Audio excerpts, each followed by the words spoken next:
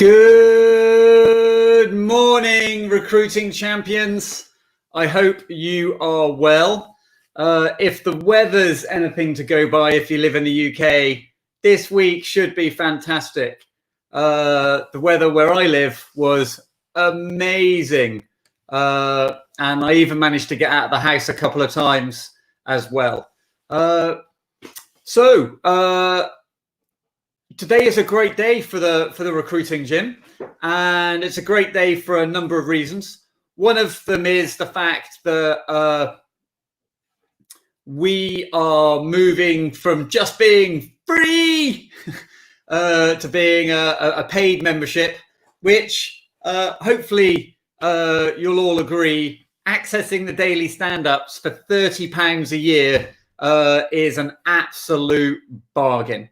And what I am going to do at some point in the show today is I'm just going to put a link in the gym where you can sort of see about what you need to do in order to join. So that's good. Second thing is that what you get for your money is not only me, but you've also got a fantastic group of coaches. So we've got Claire Davis, Angela Cripps, Alan Clark, Catherine Robinson, who all run regular webinars as part of the daily stand-up. So it's great to have them on board. Also, another exciting part of the day is that for those of you that are members of the Recruiting Gym 360 program, and that's where we run 2 webinars every week that are specifically tailored to parts of the recruitment process, where it's just been me doing the sessions along with Catherine Robinson. We've got Alan Clark stepping in to help with some of the business development and delivery training sessions as well. So that's a fantastic addition to the members of the 360 program. And I know we're there to help them as they grow going forward. So let's think about what we're gonna do today. So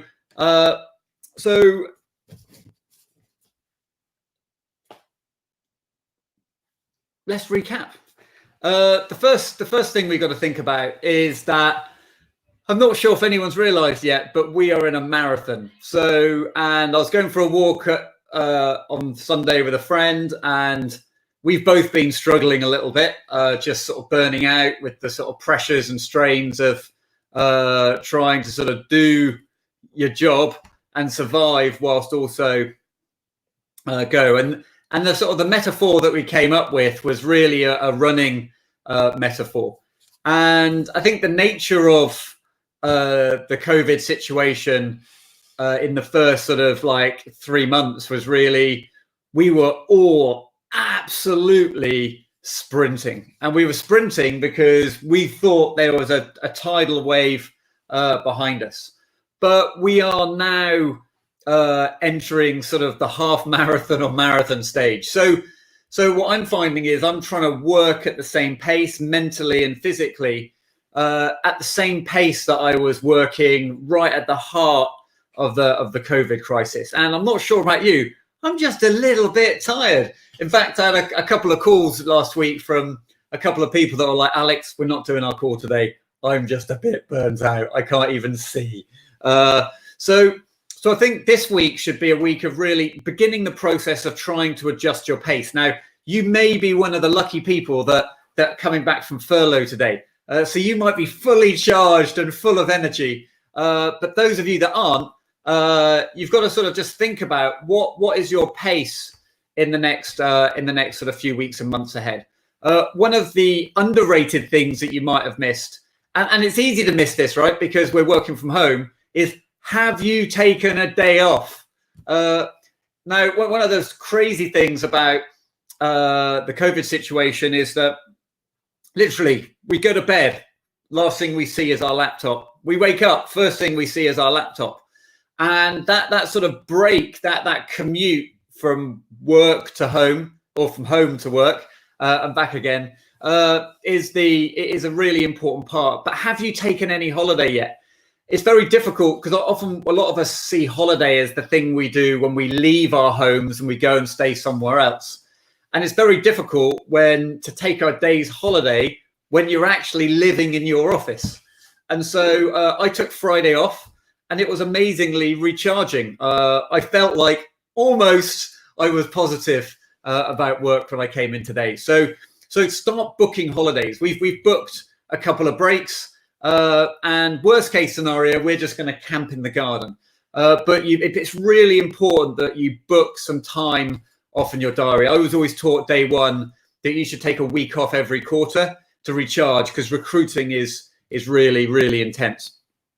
So take some time off if you haven't already. I know we've been working hard to survive, but we've got to give ourselves a bit of a break. I haven't been doing that, so let's sort of reap some of those benefits. So there'll be a week in July where I'm not here. Woohoo! As well. Right. So next thing, let's recap on 3 things that you need to think about this week. The first one is linked to Neil Carberry's conversation last week, and talking to your clients about what are their business plans over the next 3, 6, 9, 12 months. Remember, the intent of the conversation is not to be talking about vacancies, but it's to understand how are they planning to change their business model in the week and months ahead. And the reason that's so important is that if you've already got a strong partnership with that client, it may be that they don't need as many of the people that you recruit today, but they might be needing a new skill set. I know a lot of recruiters are sort of specialists in the sense that they have a geographic focus. Their specialism and that they want to be a one-stop shop for clients. And so it's really important that you understand, is that client going to disappear from your specialism? And if they are going to disappear, are you going to be interested in helping them within their new normal, their new business model? And so this doesn't work for cold calling, but for your existing clients, they all now have plans, right? They are all working out what the way forward is. Even those in retail and hospitality, I think as the furlough scheme ends and they're starting to have to put their hands in their own pocket, they will make definitive decisions. My brother's a chef. His restaurant have made definitive decisions over the last couple of weeks, because there's got to be a resumption to a new normal at some point. So engage with your clients about what is their business plan. Are they entering new niches? Are they entering new markets? Are they going to be delivering customers to customers differently? And ask them how that's going to change the skills that they need in their business. Remember, recruitment is a really simple business. It's about the availability of resource. Do I have enough people to do the workload? And then the capability of resource. Do the people I have on site have the skills to execute what we need them to do? And if a company's transitioning from one business model to another, there's going to be a capability issue. If a company is downsizing, there's a resource issue. And it's really important that we engage with clients in that. One of the opportunities in tough times is that, yes, you've got to work harder for opportunities, but it also gives you time to really engage with clients at a business level.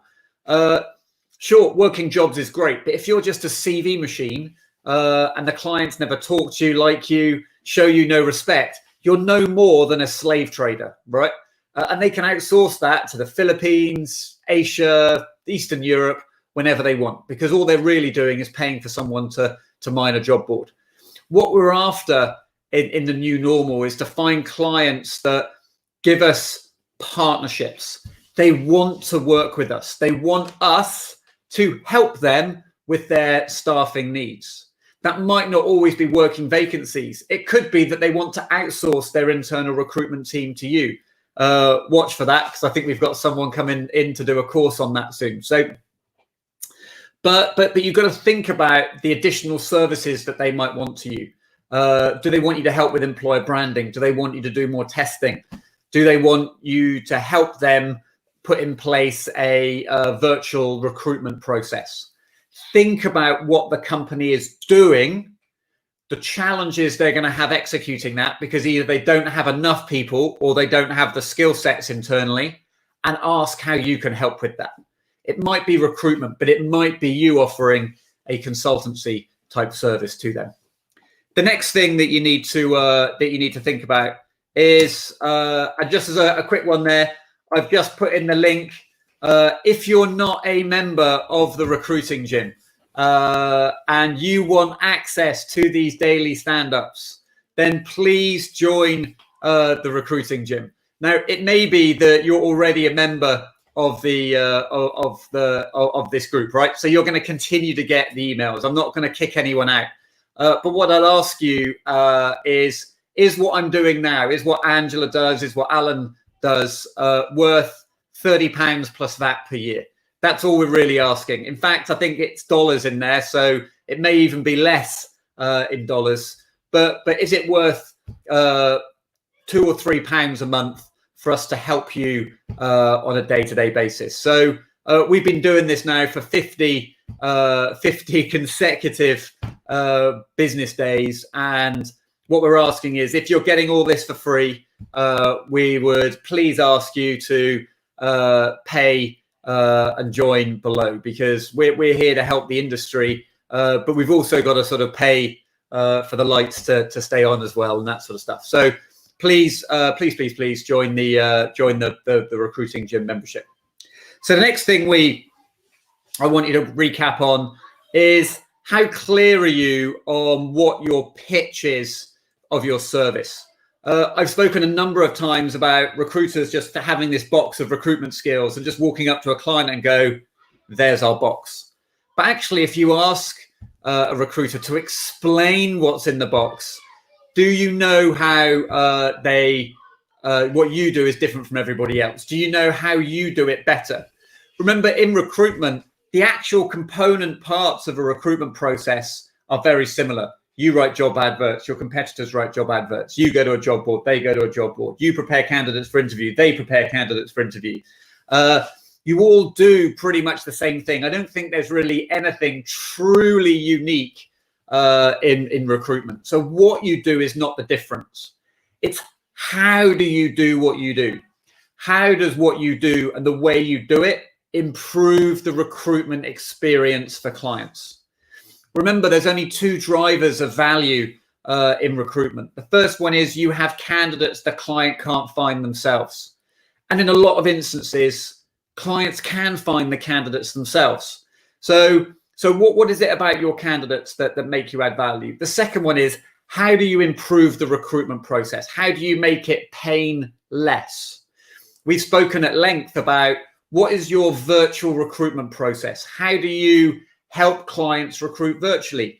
Do you have the Heart way, or do you have the UK recruiter way, or the workshop way? But it's really important that you think carefully about what you do and how you do it, because what you're able to then do is, if everyone in the organization, when a client says, why are you different, you're able to say, well, what we do is this, this, and this. Or you've said you don't like this part of working with recruiters, so we work this way to help you solve that. Remember, that's all Uber did, right? They took a list of things people hated about cab drivers, and then they redefined their proposition. Even if they didn't have an app, basically they allow you to pay with a credit card, they allow you to see whether the driver's going to turn up, and they allow you to know what it's going to cost before you get there. That's really the problems that they solve. The app is just the how they did it. So let's think about what clients dislike about working with recruiters. They dislike pushiness. So do you set a timeline for the recruitment process? They dislike getting sent too many CVs. Well, do you have a process for agreeing how many CVs that you send?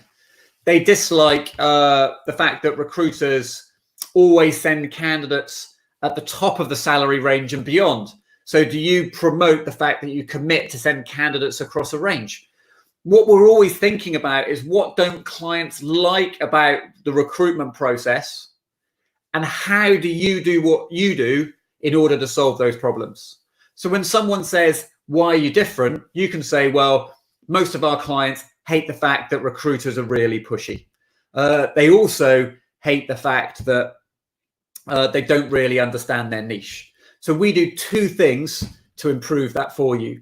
The first one is we do a video meeting or a face-to-face meeting, socially distanced, obviously. We do a socially distanced or face-to-face meeting over digital means. And we talk not just about the job, but we actually spend 20 to 25 minutes talking about your organization. And as we do that, I repeat back what you've said. I make notes to make sure that you're comfortable with the pitch that I am giving candidates upon your opportunity and explaining what you do well. And if you don't think I've got it right, then I'd either recommend you tell me more or decide not to use me. The second thing we do as part of that previous call is we agree a set of timelines, not from today, but working from when you want this person to start and then working backwards. And if we're able to do that, then what you're going to be able to do is to engage with us in a way that hopefully makes you enjoy recruitment. Now, out of role play, I'm just sort of making it up, right? But are your team, are you able to articulate what you do and how you do it at a level of detail that is needed for you to succeed? If not, then you need to work on that. Remember, we're nearing the point where we're going to start looking back and regret the things we didn't do whilst we were in lockdown. I know I'm in that phase at the moment. You've got to start fixing these things, thinking about your service, thinking how you sell your service, and being committed to being a business person that's also a recruiter rather than just a CV machine. I hope this works well for you today. I look forward to seeing you tomorrow. I think we'll have Angela or Alan will probably be running one or two of the shows this week. And please spend some time actioning this. And if you've been watching this for free for the last 50 days, please click on the link that I've put in there and subscribe to the Recruiting Gym. We are really keen to continue to help you, but we do need to pay to keep the lights on. So I look forward to seeing you soon and have a good day. Bye.